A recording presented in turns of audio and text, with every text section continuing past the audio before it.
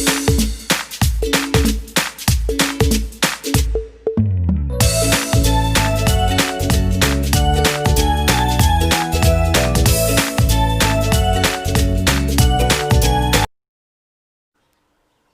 साथियों, शिक्षण विधि सीरीज के अंतर्गत अपना ये दूसरा वीडियो है।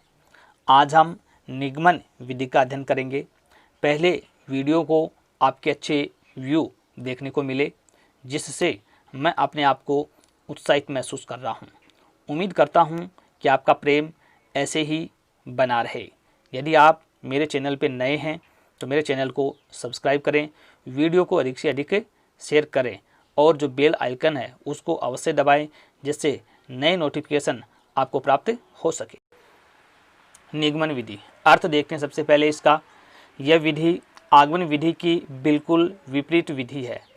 इसमें नियम या सूत्र बच्चों को पहले बता दिया जाता है, फिर उस नियम या सूत्र को विशेष उदाहरणों में प्रयोग कर उसकी सत्यता की पुष्टि की जाती है।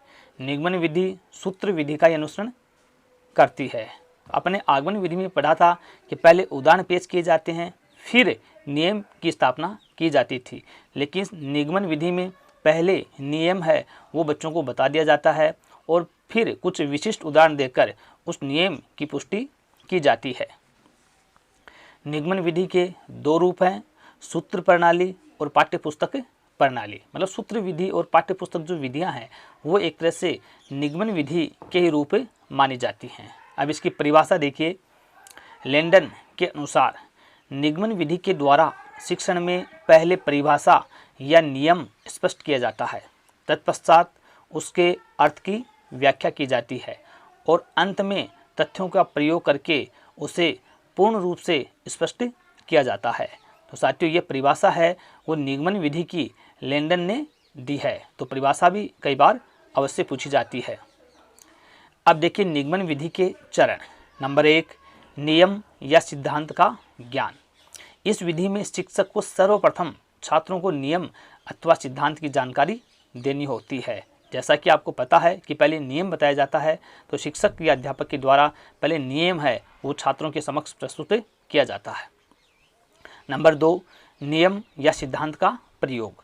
अध्यापक विभिन्न उदाहरण प्रस्तुत करता है और बालक इन उदाहरणों में सिद्धांत या नियम का प्रयोग करते हैं। यानी कुछ विशेष उदाहरण देंगे तो शिक्षक और अध्यापक वो प्रयोग करेंगे नियम का। नंबर 3, परीक्षण। विद्यार्थी अलग अलग परिस्थितियों में इन नियमों अथवा सिद्धांतों का प्रयोग करते हैं और उनकी सत्यता का परीक्षण करते हैं। यानी जो नियम प्रस्तुत किया गया है उसके ऊपर अलग अलग प्रकार के विभिन्न उदाहरण पेश किए जाते हैं और उस नियम पर लागू करके देखा जाता है, यानी उसका परीक्षण किया जाता है। नंबर 4, सत्यापन। विद्यार्थी अन्य उदाहरणों के आधार पर सिद्धांत या नियम का पूर्ण सत्यापन करते हैं। विद्यार्थी खुद अपनी तरफ से भी कुछ उदाहरण लागू करते हैं और उसका सत्यापन करते हैं। निगमन विधि के शिक्षण सूत्र। नंबर 1, नियम से उदाहरण की ओर। जैसा कि बताया गया कि पहले नियम और फिर उदाहरण पेश किए जाते हैं। सूक्ष्म से स्थूल की ओर। पहले मतलब नियम सूक्ष्म होता है तो उससे स्थूल उदाहरणों की तरफ जाता है। अज्ञात से ज्ञात की ओर। अज्ञात का मतलब छात्रों को नियम है वो पता नहीं होता और फिर नियम बताकर कुछ उदाहरण पेश किए जाते हैं। नंबर 4, सामान्य से विशिष्ट की ओर। नंबर 5, प्रमाण से प्रत्यक्ष की ओर। अमूर्त से मूर्त की ओर। अमूर्त मतलब नियम दिखाई नहीं देता है और फिर कुछ उदाहरण के द्वारा वो मूर्त दिखाई देता है। अब देखिए निगमन विधि के गुण। पाठ्यक्रम आसानी से निश्चित समय पर पूरा किया जा सकता है। यानी इस विधि में समय व परिश्रम है कम लगता है, जिससे पाठ्यक्रम आसानी से पूरा हो जाता है। लेकिन आगमन विधि में ऐसा नहीं था। नंबर 2, बालकों की स्मरण शक्ति का विकास होता है।